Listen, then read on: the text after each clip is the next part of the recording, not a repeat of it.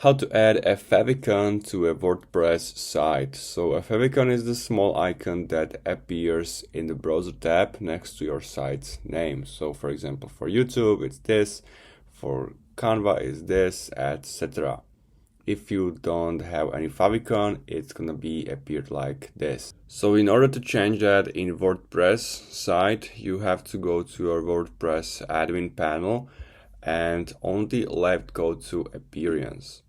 Right now I got the Astra theme installed, so it's depending on which site or which theme you have. So I'm gonna go to themes and customize section.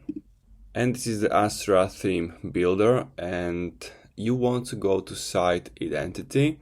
And here you'll find select site icon. So click on that. And here you can select files from your computer.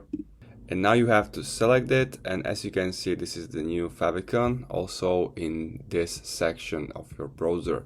If you want to change it, you can do it anytime here. To change image, you can also remove it here, and to finish the process you have to publish. That should be it. This is the Astra theme builder. Also you can change the active theme, so for example go here. In other themes it should be also under site identity. So if you have any questions, make sure to comment. Also make sure to subscribe, and see you next time.